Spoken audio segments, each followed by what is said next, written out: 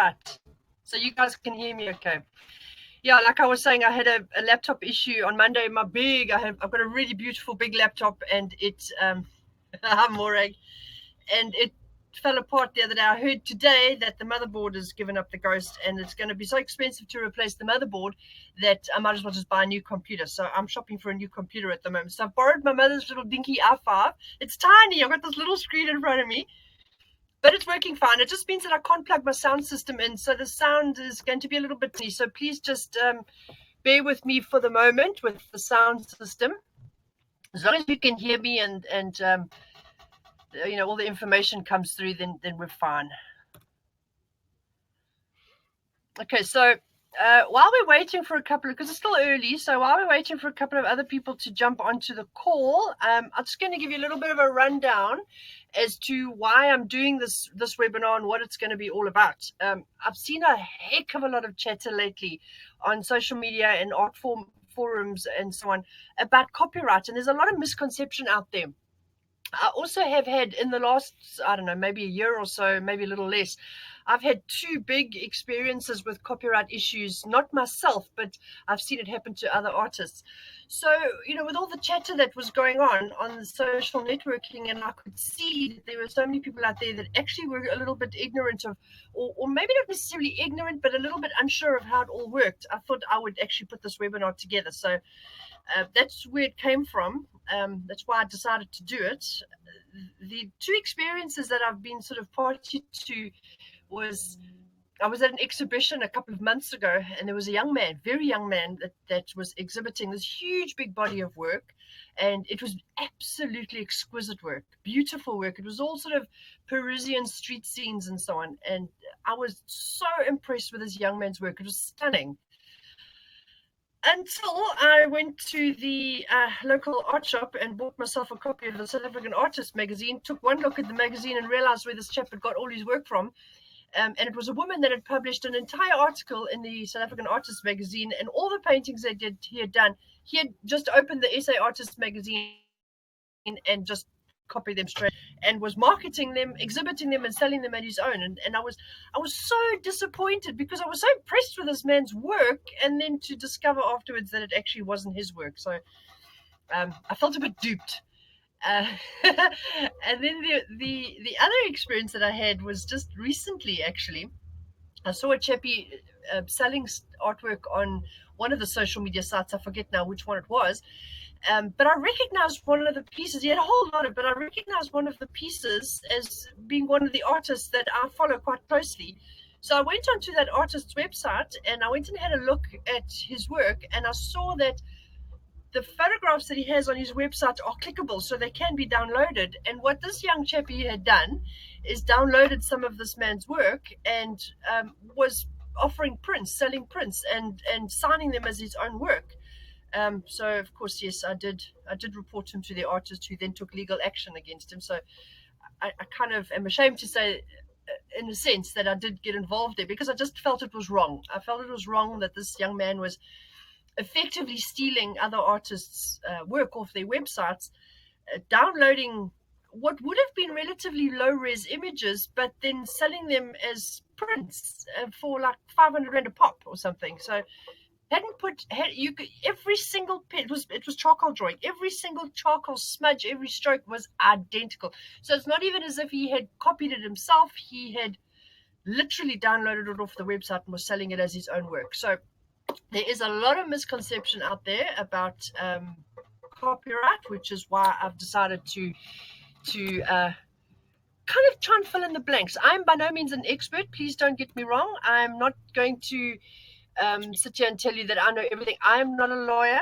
I don't retain a lawyer. The Eeeeeek Art Academy does not retain a lawyer, and the information that I'm giving here on this website has come from my own research. So I'll go through a bit of a disclaimer. So what we'll do now is I'm going to bring up onto my screen a PDF document that I've prepared with all the information on it. And what I'm going to do is I'm going to upload that PDF document to the Eeeeeek Art Academy website, https://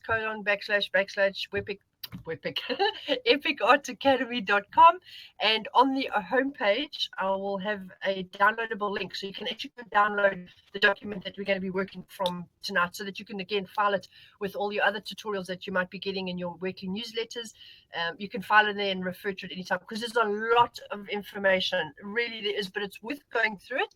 I think it's good to know what restricts you as an artist as well as what protects you as an artist, because the same things that restrict you are the same laws that will also protect you. So if you can enjoy protection under the copyright law, then you must also know that somebody else's, another artist's work is going to be protected from being stolen under the same laws. I don't want to say from you stealing it, because I want to think that none of us here on this webinar are actually going to be using other artists' work without permission. By artists, we're talking about photographers, sculptors, painters, draw anything that has got to do with creating of original work, and that will include written work. The copyright laws will include writers, playwrights, actors, all that sort of thing as well. But what I've done is I've sifted through all of it, and I've just brought together the laws that are applicable for visual artists. So that's going to be sculptors, drawers, painters, fine artists of any kind. Okay. So that was the preparation that I did. So let's just hop on over to right. Wait a minute. I suppose I have to share my screen with you. It's no point in me being able to see it if you can't see it.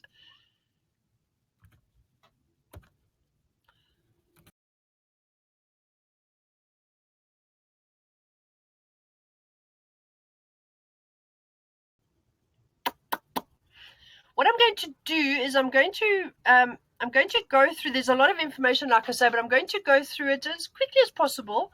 And then what we'll do is hopefully at the end we'll have a little bit of time for Q&A, so we can start talking about your own understanding and your own interpretation of these things, in which case we might, as we're going along, I think type your messages into the comments box. I won't be able to see them because I've now got the PDF up on my screen, but I will go and have a look.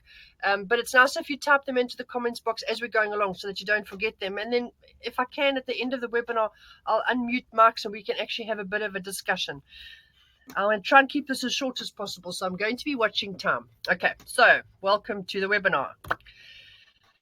Okay, a bit of a disclaimer to let you know that I'm not a lawyer. I did not retain a lawyer. I have not sought legal advice to prepare this webinar, and all the information on this webinar is for information purposes only, not to be viewed as legal advice, please. I am not a lawyer.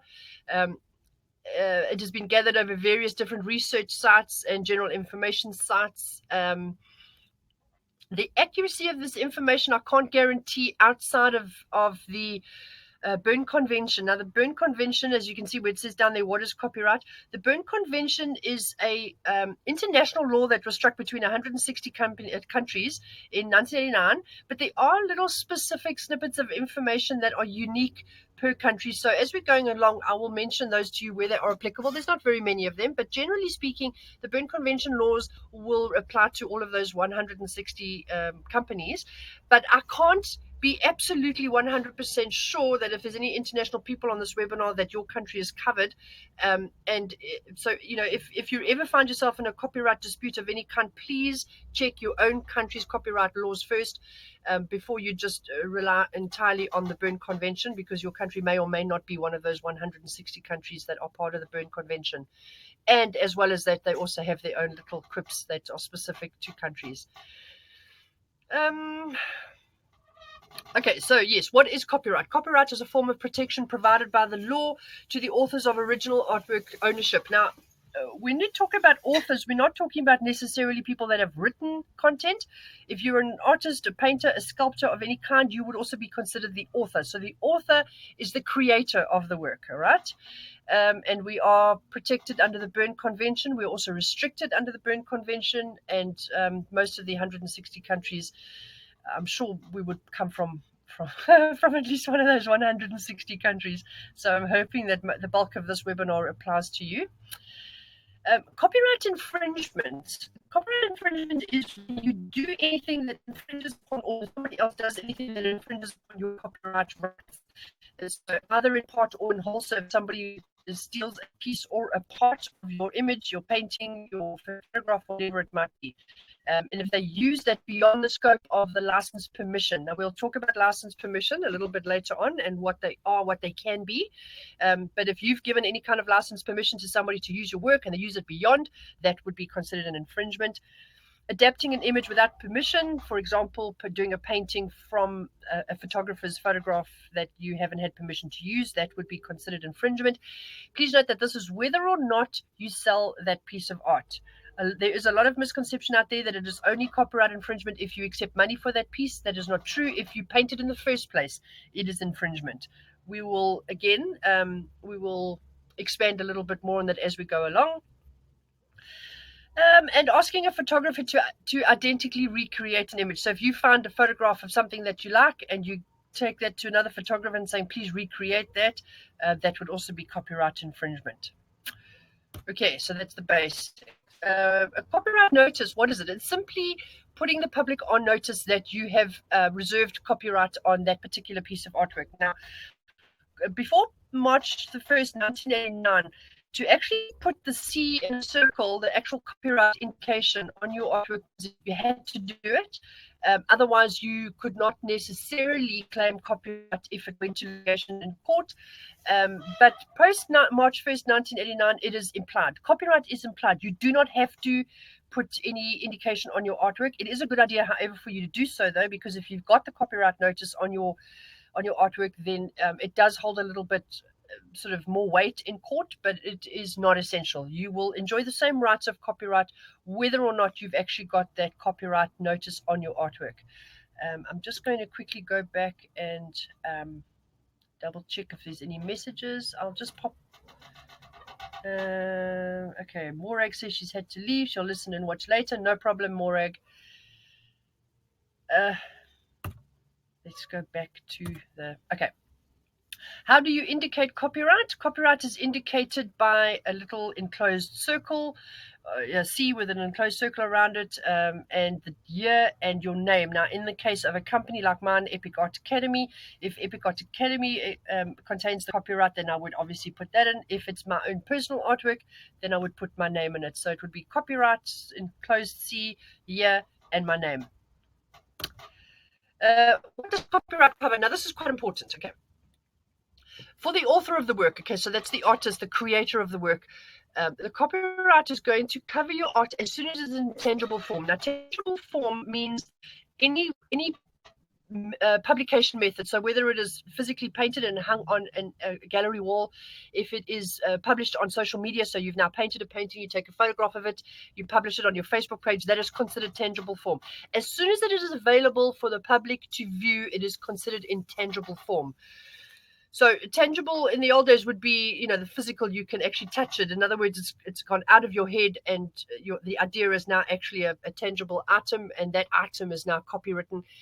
But of course, with social media and digital forums of all sorts, we're now talking about tangible form includes digital form. You have the right as the author to reproduce your work in any way that you like, and it's an exclusive right, so only you have that right. You have the exclusive right to prepare derivative works. Derivatives we will talk about a little later on, but basically that's using part or changing part of an image to suit an artwork that you want to create. You have the exclusive right to distribute and sell that artwork, to transfer ownership, and that's that we talk. I didn't write it there, but that's we're talking about copyright. So you can, if you want to, transfer part or all of the copyright to somebody else. You can rent out, lease, or loan part or all of the copyrights to another person. You may display it publicly, social media, print media, or exhibition as you like. It is yours to do with as you please. You also have exclusive rights to attribution. In other words, you can sort of say to somebody, yes, you may use my piece of artwork, but you need to attribute it to me, so I want my name attached to my piece of artwork.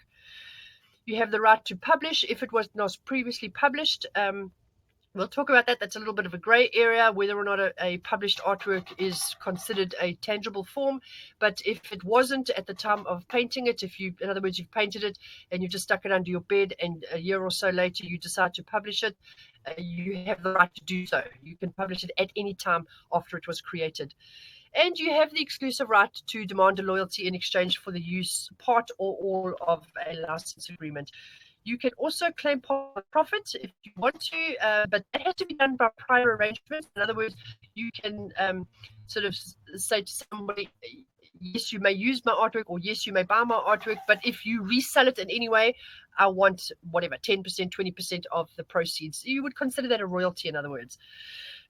Now, it has to be in writing before the sale takes place. And this is not, strangely enough, this is only specific to some countries. UK, the EU countries, Australia, and South Africa's are countries that do incorporate this. Other countries might have different laws, but in those countries, you may stipulate that in a contractual obligation prior or at the time of the sale. What copyright does not cover? Now, this is a nice gray area. Copyright does not cover an idea. So if you have an idea in your head that's an original idea, and you say you're planning on doing a painting on this particular idea, but you discuss it with some other artist or artist, and they go ahead and use your idea, that unfortunately is your bad luck. You cannot copyright an idea. You can, however, put that idea into written form, because once it's in written form, it's now considered tangible. So you could write a blog about it. You could send it to yourself in an email. Anything that will give you some sort of digital timestamp to prove that that was your idea first, then it is considered tangible form, and you may then claim copyright on it. But a verbal communication of an idea is not covered. So the bottom line is, do not communicate your ideas to somebody else. Keep them to yourself until such time as you actually get to create that piece of artwork. The other thing that is not covered is a style. You can't, like photorealism, for example, or if you're an artist that comes up with a specific contemporary type of brushwork, you cannot copyright a style. You can copyright a piece of artwork, but you cannot copyright a specific style. So you can't. I know I heard a story some time ago of a young lady that did a lot of black and white, quite high photorealism wildlife paintings, and she did very close cropped wildlife paintings, and anybody else that did close cropped wildlife paintings, she took them to court. She lost every single case, because you cannot copyright that kind of, it's a style, it's an interpretation, and that cannot be copywritten. The work can be copywritten. So if somebody had copied her work directly, yes, she would have won the case, but she lost every single case, no matter how hard she tried to win them. What is a derivative work? Because a derivative work can also not necessarily be covered under copyright law. If you base your artwork on another artist's artwork, or a photographer's artwork, it is considered to be derivative. It cannot, however, be copywritten if that is in public domain. So if you, for example, find an image that is in public domain, anybody can look at it. There is no copyright that exists on that photograph, and you do a painting based on that photograph, you cannot copyright that painting. You cannot say that it is subject to copyright. Nobody can copy it. Nobody can use it, because in fact the source material that you used was not protected under copyright. So therefore your derivative work cannot be protected under copyright. Excuse my tripping over my tongue. Okay, this is nice and interesting. Who owns copyright? Basically, the creator of the work owns the copyright. If you paint a painting, or if you're an artist and you've taken a photograph, you own 100% completely the rights to that piece of artwork, with a few exceptions, and we'll go through them. Made for hire. In other words, if somebody commissions you, so let's say you are a photographer and you work for a magazine, and they commission you to take photographs of a fashion show, you don't own copyright to those images. The magazine does, because they've actually hired you to do that photo shoot. The same applies as an artist. If you get commissioned to do a painting for somebody, you do not own copyright to that piece of artwork, because you have actually been paid. You've been commissioned to create it.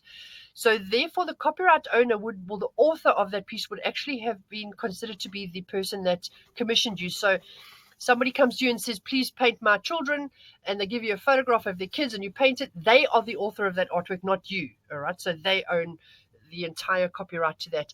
Joint authors, that would be in the case where a collaboration, for example, between two or more artists that get together and they create a body of work as a collaboration. The artist is considered all of them. You cannot, as one individual artist or photographer or whatever it is, make a decision on copyright that on your own. You don't have exclusive copyright to that. You have joint copyright. So the whole lot of you together have to get together and make decisions on copyright, but you all own the copyright. Not one of the group of you can then claim individual copyright to it. Nice, interesting point to note. If a buyer buys a work from you that is not commissioned, in other words, you do a painting out of your own fruition and you sell it at an exhibition or at a market, you own the copyright on that. The buyer who bought the painting never owns the copyright, ever, unless you sign it over to them in a documentation, in writing, saying, here you go, you've bought the painting, you may now have copyright ownership of it as well. What that means, if you do not sign copyright ownership over to a buyer, that buyer may never, under any circumstances, photograph, publish, display, sell prints or anything of that piece of artwork. All they can really do is hang it in their home. They can't use it in a gallery even. There is a thing called fair use, which we will talk about a little bit later on, that creates a little bit of gray area here. And one of them, for example, would be if that buyer now wants to sell that painting on, they have the right to do so.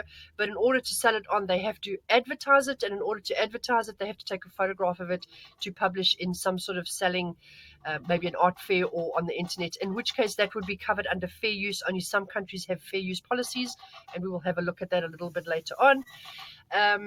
As the author, you have the right to transfer any or all of your copyright. So you can say, yes, you may use my painting, but only for specific use. You put it in writing, everybody signs it, and you're happy. Or you can also put in writing, all right, I relinquish all copyright rights to this painting. This is now yours. You can do with it as you like, including all the copyrights. And then you can charge big bucks for that as well. But you must know that you will never have any recourse. If that person decides to do something with that painting that you don't like, you can't stop them because you've signed over copyright.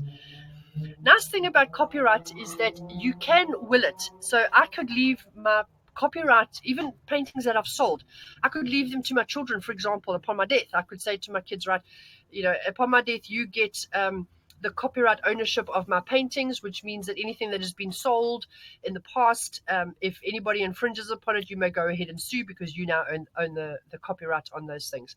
If you do not leave your copyright to a beneficiary in your will, it will automatically be transferred to your next intestate succession. So if you've got children, it will automatically go to your children or your spouse or whatever your next of kin is. That is an automatic thing. They automatically become your next of your intestate succession copyright owner.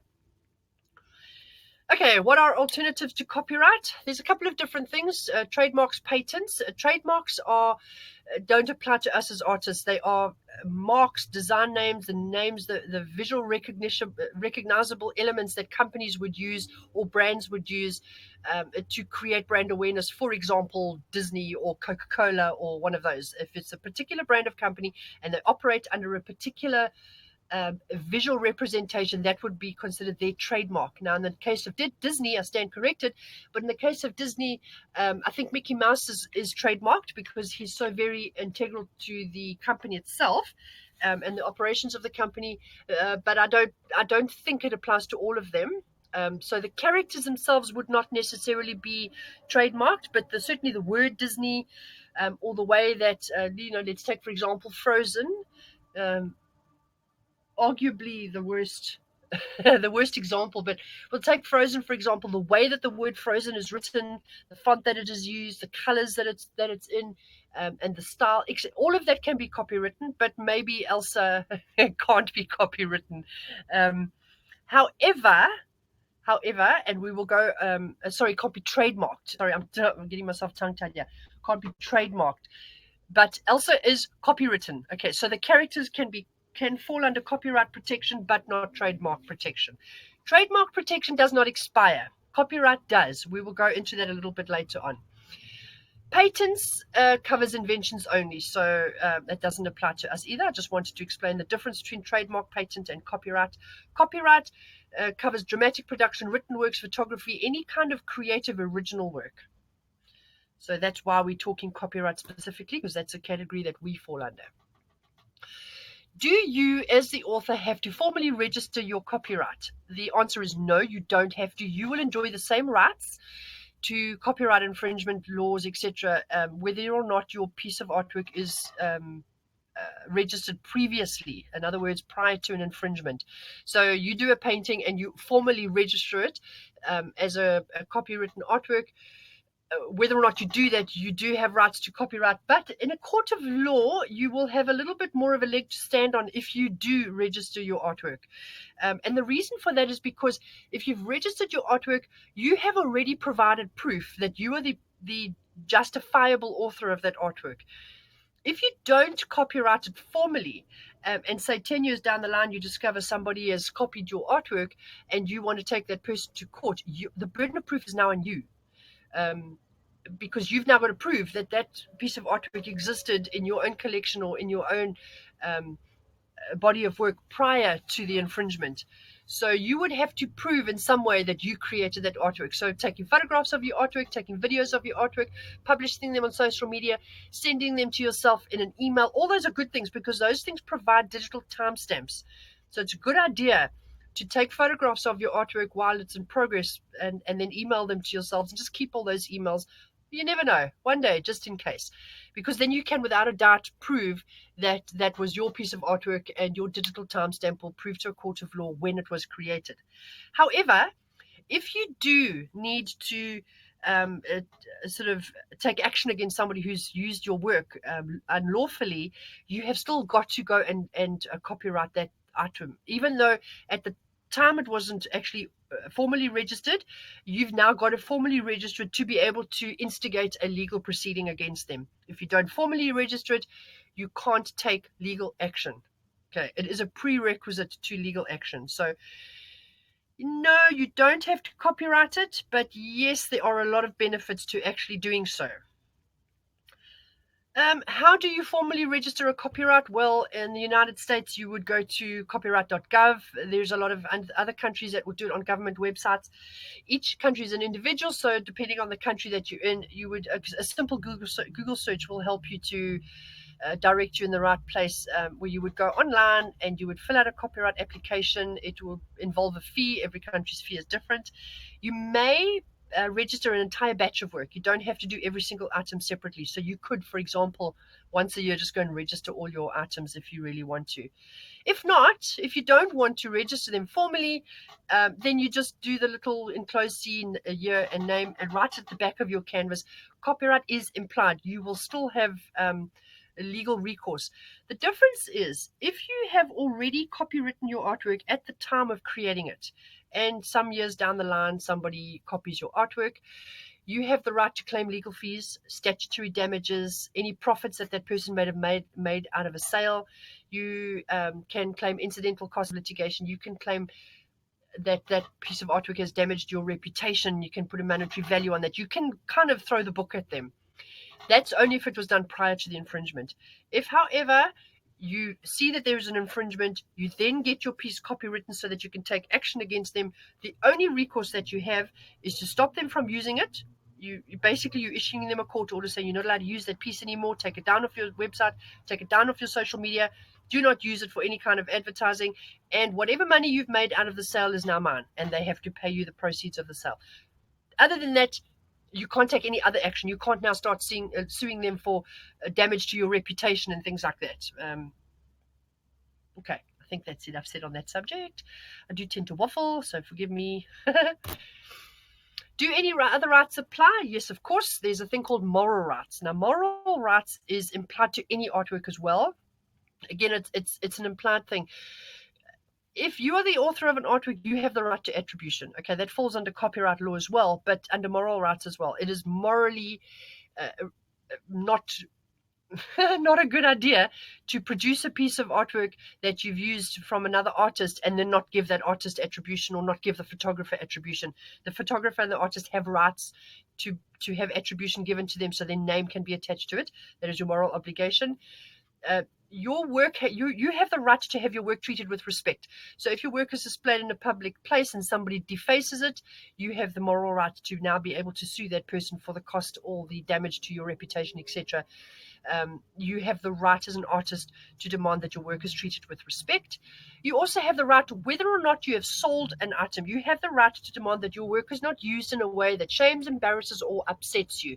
So you can't have your work used in a setting that displeases you in any way or makes you look bad or is insulting in any way. Sorry, I'm just going to have a bit of water.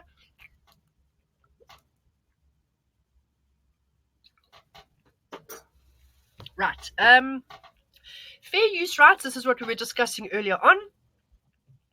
Fair use rights, it's only applicable to some countries, but it would be in the case of somebody wanting to advertise a piece for sale that they previously bought, or, for example, a gallery has got some of your artwork in an exhibition and they want to advertise that exhibition, then they can take photographs of your work to use in a pamphlet or an advert advertising that exhibition.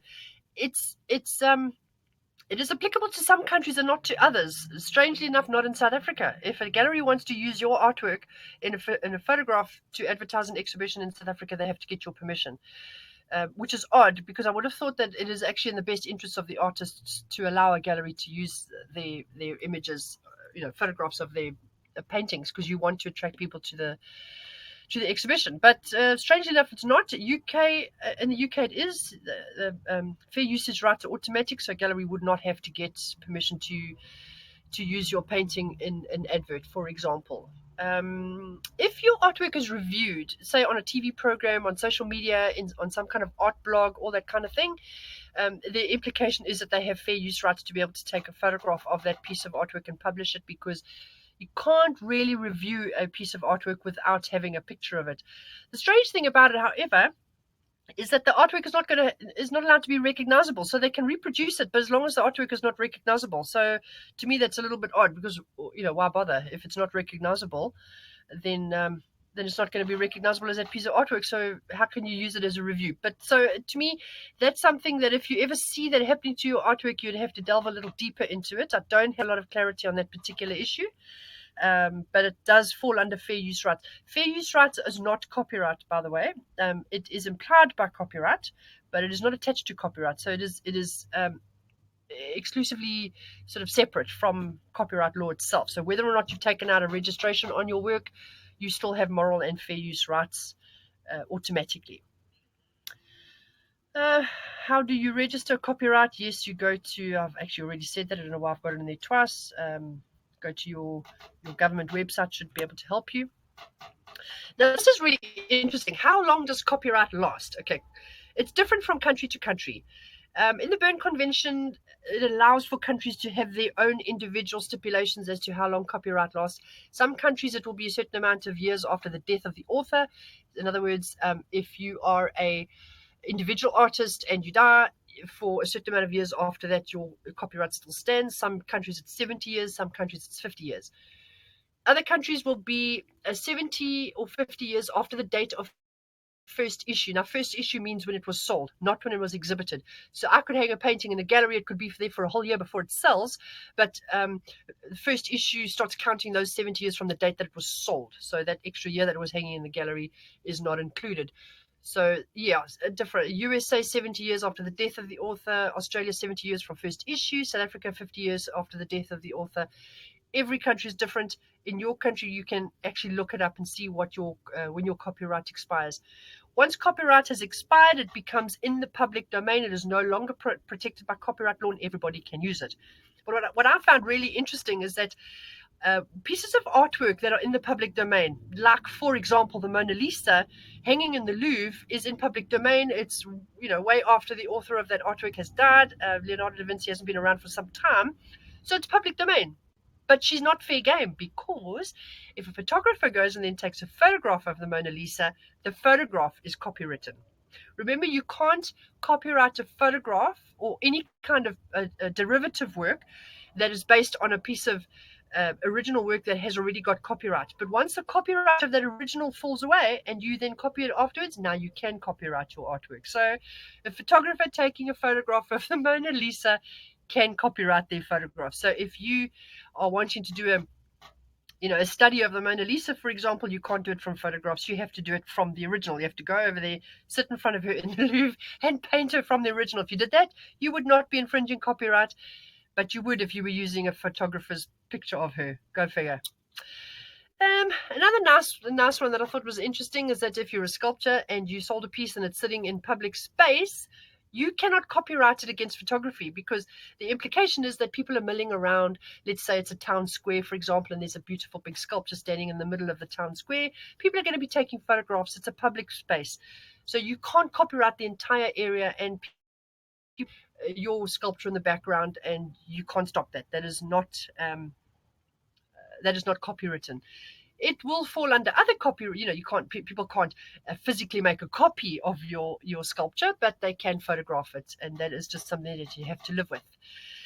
Prior to 1978, work had to be registered, okay, but after that it became automatic. You no longer have to register it. I just put a little quick thing in here. Works created before that date may or may not have expired, because it depends on what copyright covered it at the time.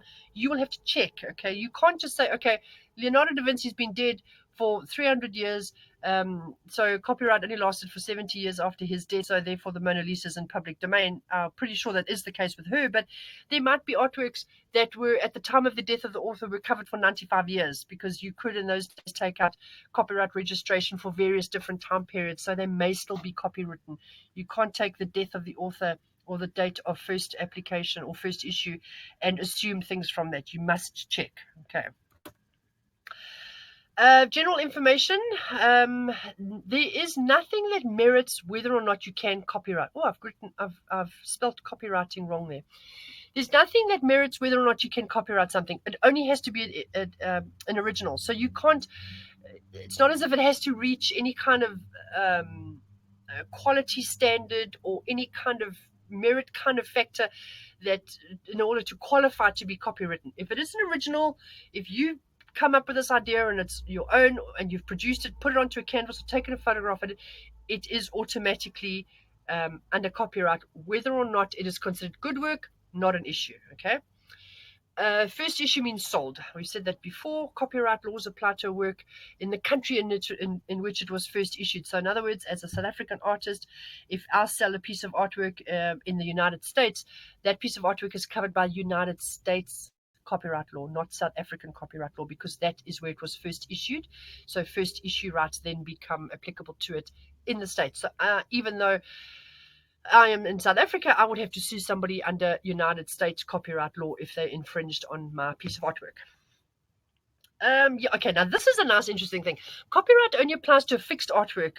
So does that mean that an artwork that is still in progress can be copywritten? I'm stating that as a question because to me it's a bit of a gray area. I would imagine, yes, it is still copywritten because it is in tangible form, especially as an artist. If you're doing a painting, whether or not it's complete, it is still in tangible form. And if you take photographs of your artwork and you post them on social media, if the artwork was finished, it would certainly be covered. So I would imagine that, yes, a work in progress would also be covered. But that's something that I'm not 100% sure of, and I couldn't find clarity on that. You can, however, assume that it is, but if you're worried about it, just keep it in mind and just kind of double check on that if you really want to. I don't know where, I could not find you might have to get legal representation or legal advice to be able to clarify that issue. And honestly, I don't think it's enough of an issue to go that far. But I certainly couldn't find any information that answered that question for me. Every person automatically retains copyright to their own likeness. So my face is my face and nobody can use it unless I say they can, which means that if somebody wanted to paint me, they would have to get a copyright. They would have to get a model release form signed by me to say, yes, you can paint me. The same goes for photographers. What it means is that you can't go out onto the street and legally and quite loosely, I would say, you can't really go out onto the street or onto the beach and just photograph people and come home and do a painting of them. You would still have to get model release forms signed by them. Otherwise, they could object, and you actually wouldn't really have much of a leg to stand on because you don't have model release forms signed by them. So if you're going to do a painting of somebody, just or take a photograph of somebody, keep that in mind. Get your model release signed. I was a witness to a situation that happened only a week ago. A photographer that took a photograph in a particular setting. She thought that model release was implied. She used that photograph and she was asked to remove it because model release was in fact not applicable to the individual photograph, individual photographer. So she had to remove it. So yeah, unfortunately, as an artist, the same applies. We can't use people's faces. And the strange thing about that as well, which I kind of think, all right, what do the celebrities do? I mean, celebrities' faces are everywhere. You've got paparazzi taking photographs of them around every corner, and they're being published everywhere, internationally, social media, magazines, you name it, they're being published. Is that correct use of copyright law? The implication is no, it's not, but maybe they don't sue because it's just not worth it. I don't know.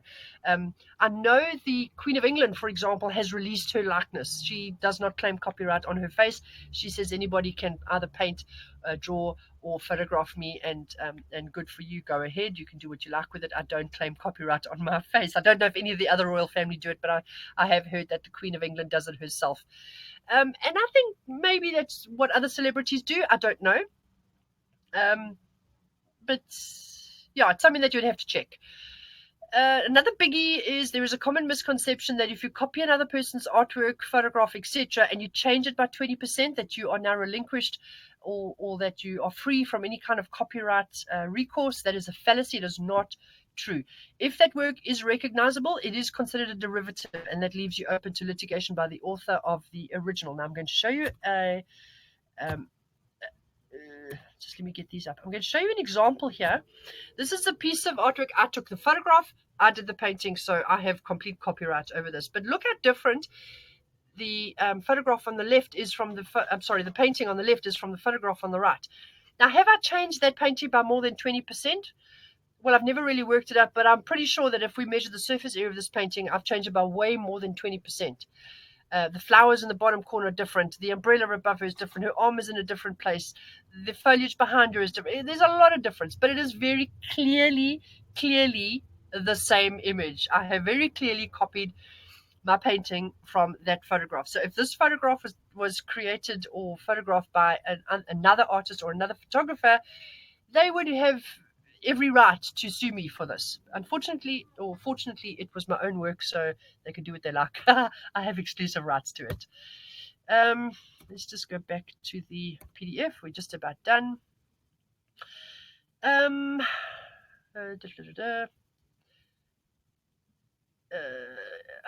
Yeah, it's a common misconception that if you have breached copyright,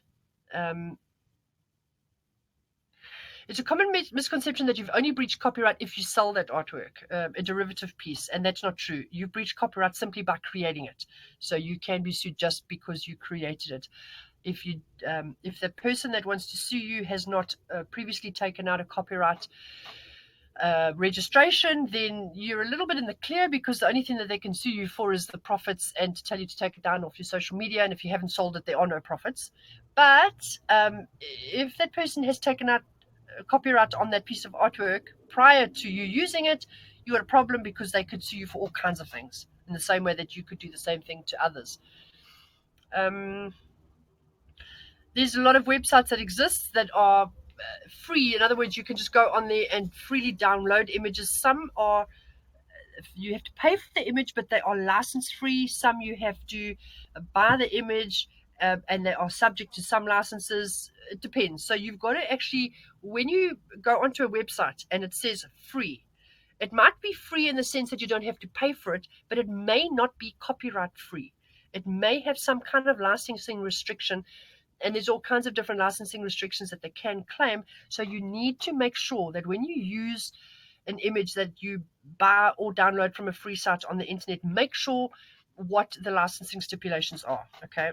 Because a lot of them, although you don't have to pay for the photograph, they do retain author copyright. So please check that. There's lots of free websites that you can go to get artist reference work. Now, if you go to a website that is specifically for artist reference, then it kind of implies that they're free from copyright, but still, just cover yourself.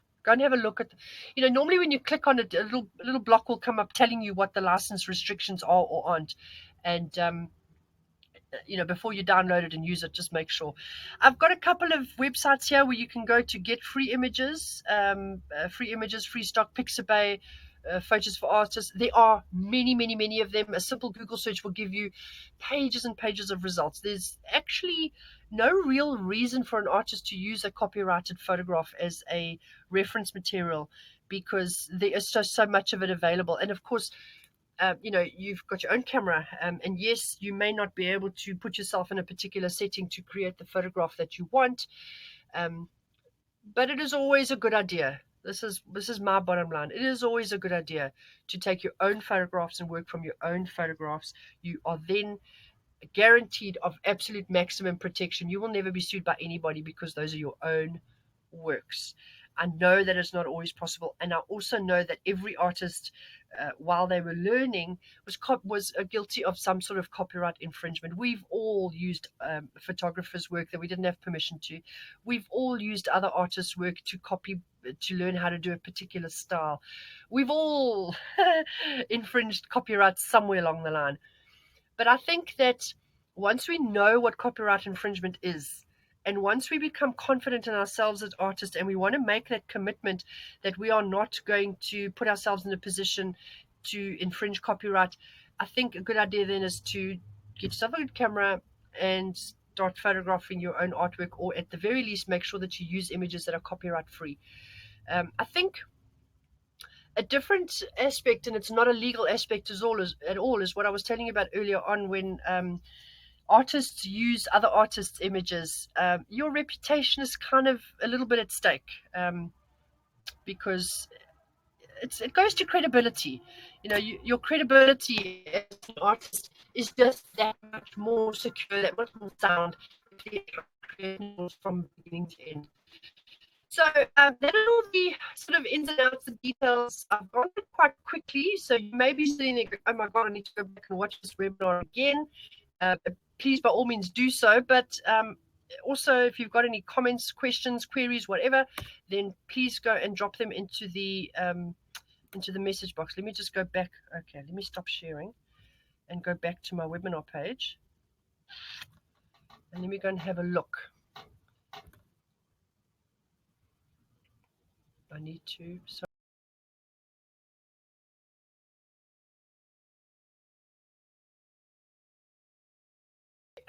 Let's see if there's any. I don't see any questions. We've gone for just over an hour, so my timing was quite good because I wanted to keep it to within an hour. Anybody got any questions? Have I covered it? Give me a thumbs up. Okay, there's some thumbs up coming up there. Thank you. People are saying thank you for the information. Great stuff. Well researched. Thank you very much. Please, people, yes, I've done a lot of research, but I'm not a lawyer. Please understand that right from the start. Okay, guys, look, if you do have any questions, if you're going to watch this video on the replay, then you obviously won't have the question and answer opportunity that people on the call have got it right now. But if you're watching the replay, it will be on YouTube. Please drop your questions into the comments box. If there's anything that you see that I've put up here that is not applicable to your country, that you know that your country has got different laws, then please add that too, because the more we learn about copyright, the better. We're selling our artworks internationally, we're displaying them internationally. The internet is an international thing, so the more we know about all the different international laws, the better. The only thing that I've really been able to found that is different from one country to the other is the length of time that copyright lasts. That was the one, and the other one was fair usage. Some countries have fair usage, some countries don't. But other than that, Berne Convention, those 160 countries, we all kind of subscribed to very similar copyright laws. So artists, photographers, writers, sculptors, whoever you may be, thank you very much for joining me on this webinar. I do hope that this has answered a lot of your questions. Please feel free to go back and watch this webinar again. Feel free also to drop me a line if you need to. Deline at eeeeeek.com. That's DALENE at eeeeeek.com. If you want to discuss anything, or you can drop a comment on the comments, in the comments bar underneath this video. You can also go onto the website, the Epic Art Academy website, and go and download the document that we've just been working through now. I will put it up there in a couple of hours' time, so you'll be able to jump on there onto the homepage. I'll just go straight to https://epicartacademy.com, and it will be there on the homepage, and you can download it and use it for your own reference whenever you like. So thank you very much for joining me. I'm very glad that we managed to keep this to just under an hour. And I think it's just under an hour. We started at 7 o'clock. It's now 7:52 by the looks of things. So thank you. Thank you for all of those that jumped on the call. Thank you for all of those that registered. We're going to have a look at it later. And keep in touch. Don't forget to go to the Epic Art Academy Facebook page and follow tutorials. Don't forget to go to the Epic Art Academy website and register as an LV member. That's free tutorials that you can register for, that you will get an email once a week. And I hope to see you there. Thank you so much. Bye.